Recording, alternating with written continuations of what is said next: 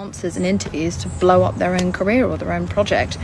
Blow up their own career! You listening, Blake? You listening? You caused this too! The Hollywood PR machine of Blake Lively and Ryan Reynolds has always prided itself on being one step ahead of the narrative, but the latest leak in their ongoing legal saga has triggered a massive backfire that no one saw coming. For years, Jameela Jamil has been one of the most vocal and uncompromising voices in the feminist community. And now she is turning her sights directly on the golden couple.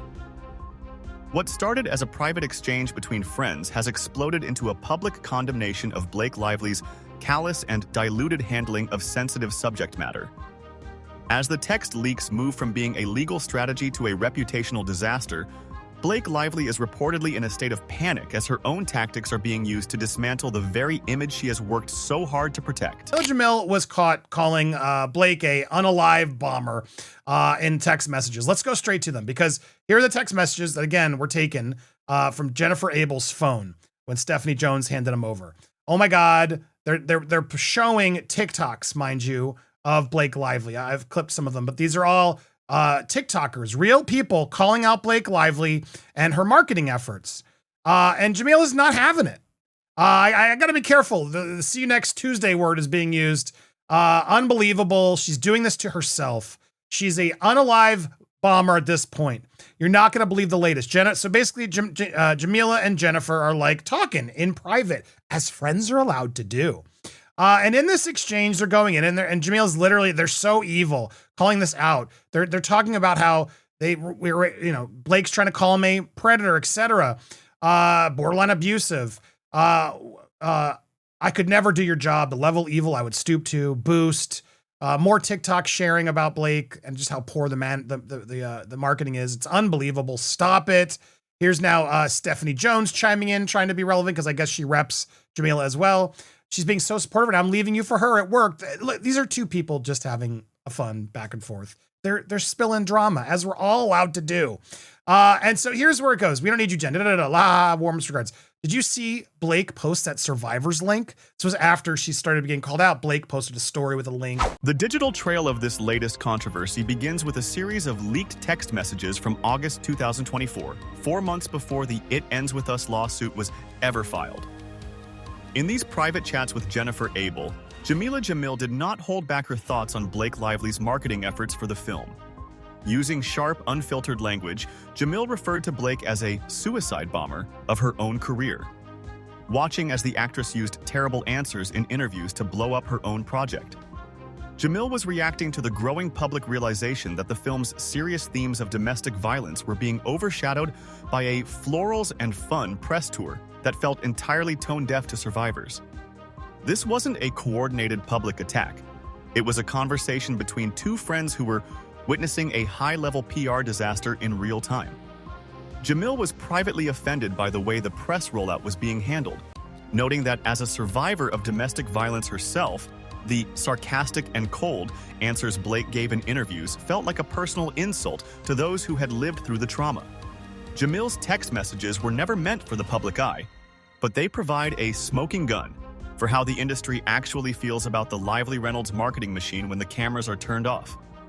The irony of the situation is that these texts were actually put onto the legal docket by Blake Lively's own team, led by Ezra Hudson.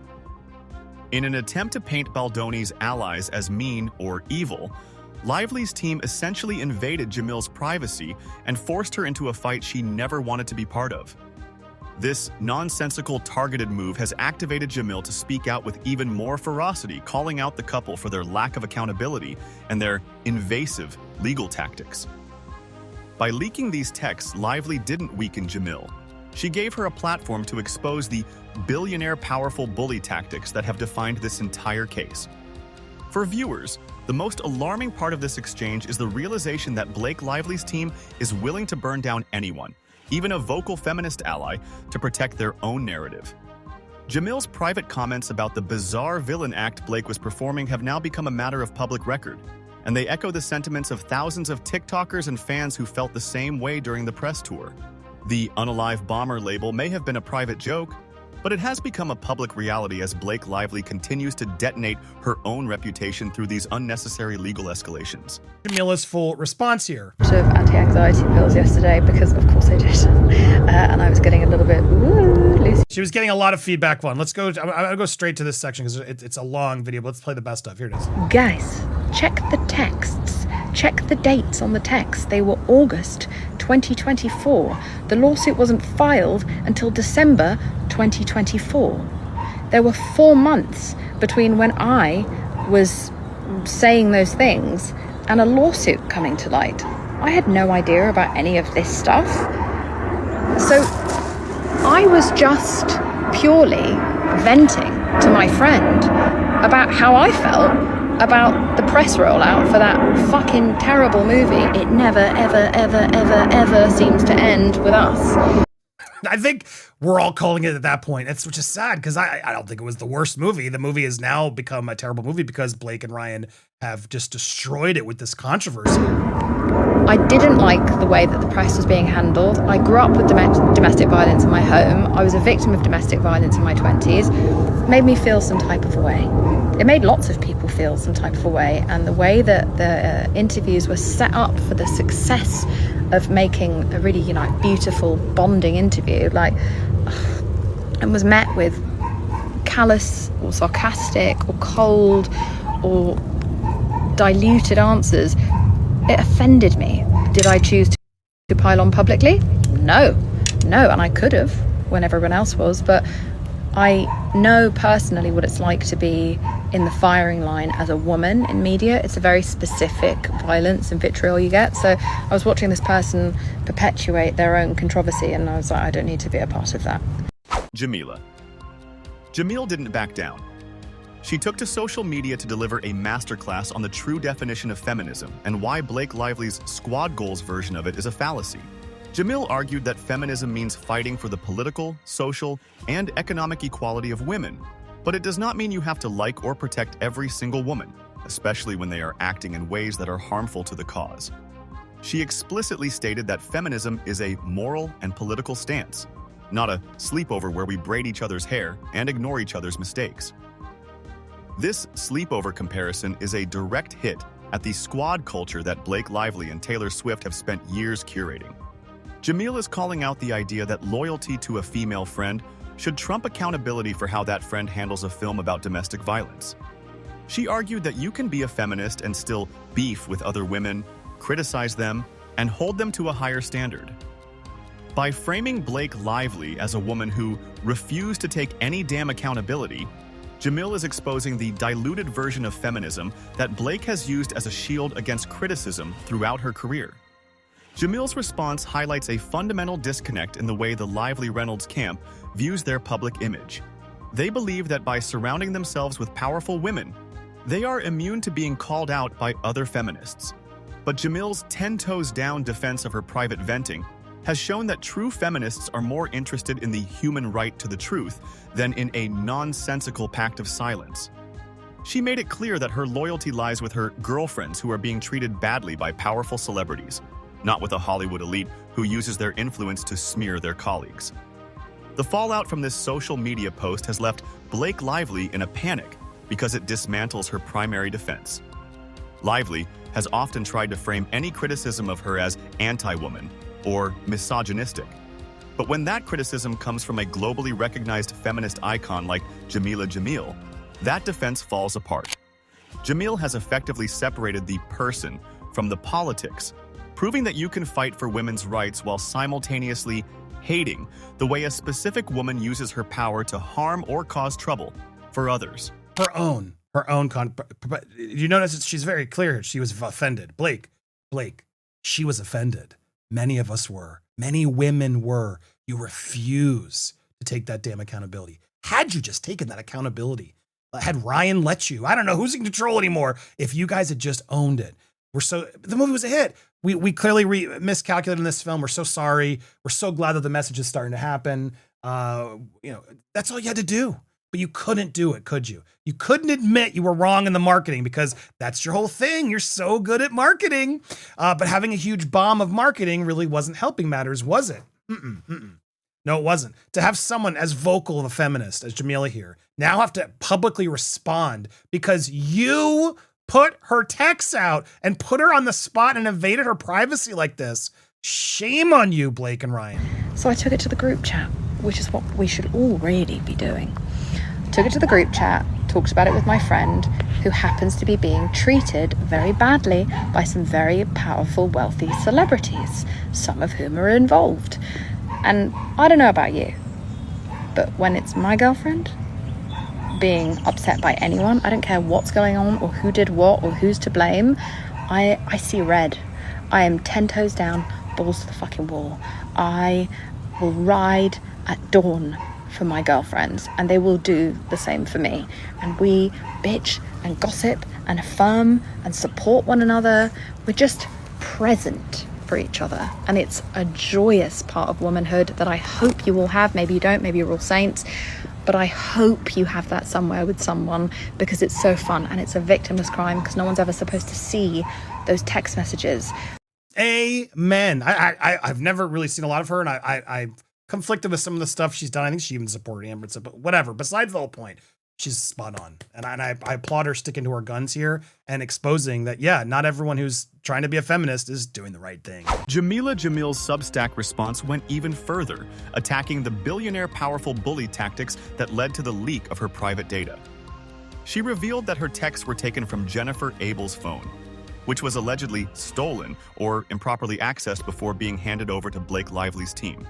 Jamil called this a completely nonsensical targeted way to invade her privacy and distract from the actual issues at hand. She argued that bitching and gossiping in a group chat is a joyous part of womanhood and a victimless crime because those messages were never supposed to be seen by the world. This targeted invasion of privacy is exactly what Justin Baldoni's legal team has been arguing against for months. By going after Jameel's private data, Lively's team has confirmed the smear machine narrative, showing that they are willing to use expensive lawyering to dig for dirt on anyone who isn't 100% in alignment with their version of events. Jameel's rage at this invasion has pushed her to declare that she actively doesn't give a shit about these people anymore, adding to the growing sense of exhaustion the public feels toward the entire Lively Reynolds controversy. The fact that Blake and Ryan let these text messages go out is being viewed as a massive tactical error. Instead of making Jamil look bad, it has activated her to speak out against the specific violence and vitriol that women in media receive when they are targeted by powerful celebrities. Jamil pointed out that she could have piled on publicly when everyone else was, but she chose to keep it private out of a sense of professional courtesy, a courtesy that Blake Lively clearly did not reciprocate. This invasion has turned a private critic into a public adversary with a massive platform. For Blake Lively, this part of the story is the most agitating because it shows her as the source of the harm she claims to be fighting against. Jamil's argument that everyone is sick of their faces and sick of hearing about this boring movie reflects a tipping point in public perception. The more Lively tries to use leaked texts to win her legal battles, the more she convinces the public that she is the bizarre villain Jamil described in those private chats. The privacy invasion hasn't silenced the critics. It has only made them louder and more determined to expose the evil they see behind the marketing. Me calling her a suicide bomber is just a reference to me watching someone use their own terrible answers in interviews to blow up their own career or their own project.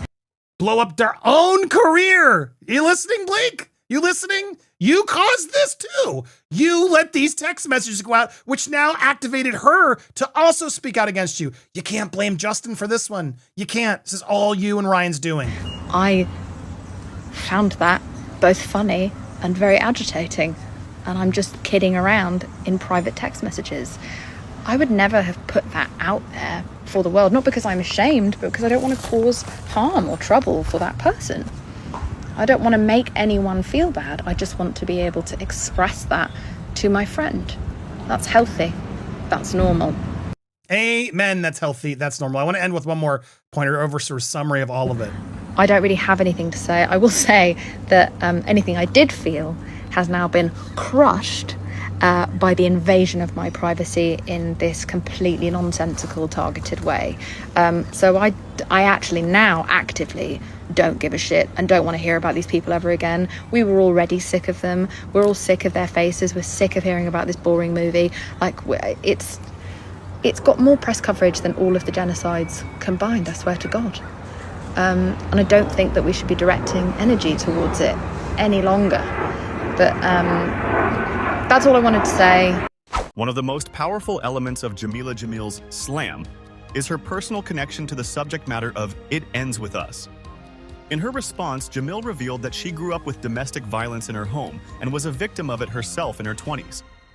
This personal history is why she was so offended by the way the press rollout was handled. She argued that the callous, sarcastic, and cold answers Blake gave during interviews were a disservice to survivors and a miscalculation that the couple refuses to own. This isn't just drama for Jamil, it's a matter of human dignity. Jamil's call for accountability is a direct challenge to the marketing genius image Ryan Reynolds has built for himself and his wife. She argued that if they had just admitted they miscalculated and apologized for the tone of the press tour, the controversy would have never reached this level of suicide bombing intensity. Instead, by doubling down and launching a targeted legal war, they have shown that they care more about their marketing records than about the actual message of the film they were supposedly promoting. This lack of ownership is what Jamil finds most disappointing. The texts reveal that Jamil and Abel were laughing at the sick and cold survival links Blake posted only after she started getting called out by survivors. Jamil saw right through the PR pivot, labeling it as a desperate and insincere attempt to save a sinking reputation. This selective outrage from the Reynolds-Lively camp is a recurring theme in Jamil's critique. She argued that they are so focused on victory that they have lost sight of the human masterclass in empathy that the story of It Ends With Us actually required. For survivors watching this saga unfold, Jameela Jamil's words provide a much-needed sense of validation. She is speaking for the many women who felt uncomfortable and distracted by the way the film was sold as a fun summer movie rather than a story about the cycle of abuse. By holding Blake Lively's feet to the fire, Jamil is reminding the industry that you cannot use feminism to market a movie while simultaneously silencing the women who are calling out your unprofessional behavior and your diluted answers. As the public analyzes Jameela Jamil's spot-on summary of the controversy, the Lively Reynolds brand is facing its most existential threat yet. Jamil's willingness to call them evil and nonsense-targeted bullies has moved the conversation from a creative dispute to a debate about institutional power.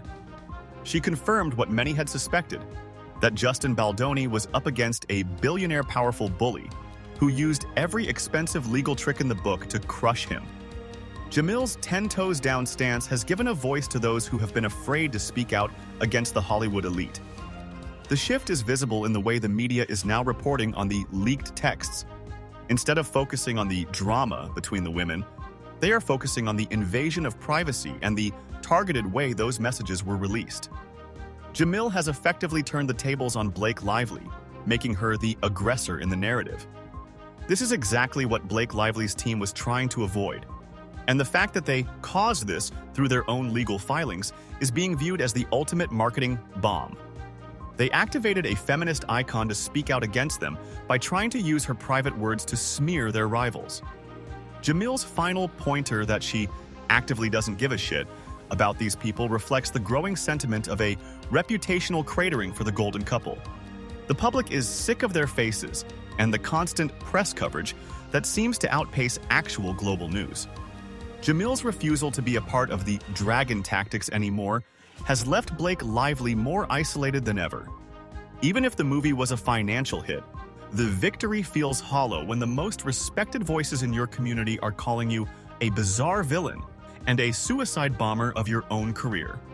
Ultimately, Jameela Jamil's slam has proven that Blake Lively's expensive lawyering cannot silence the truth when it comes to interpersonal dynamics and professional behavior. The documents show a couple that is so clever about this ish that they have accidentally exposed their own sneaky and manipulation tactics to the world. As the 2026 trial approaches, the world is finally seeing that the true source of dysfunction wasn't the colleagues Blake Lively targeted, but the plural unit that refused to take any damn accountability for the PR storm they manufactured themselves. Is how she said. Now, she went on further in a Substack. So my private texts were leaked to the world. And she sort of reveals here that, the texts were revealed because one of her friends, Jennifer Abel, had their phones stolen from her. That's how this started. Now, if you really go to where did this come from? Where did these text messages come from? Who leaked these text messages? Well, Ezra Miller did. Ezra Hudson from Blake Lively's team did, because here they are. This is who put them on the docket. So it's important you know that backstory. Blake Lively's supposed evidence has exposed more about Hollywood's billionaire bullying than Jameela Jamil's private venting. The suicide bomber label has turned a marketing disaster into a case study of institutional arrogance, raising doubts about why Ryan and Blake ever thought these leaked texts would help their case at all. Fans have called it a shameful invasion of privacy, pointing out how the Feminist Sleepover narrative was used as a shield for a targeted smear campaign. It's a reminder that perception can outweigh truth until the joyous part of womanhood is unsealed in a court of law. Before choosing sides, we have to ask how many stars we defend because of their nice guy marketing, not because they've actually taken any accountability for the harm they've caused in the shadows.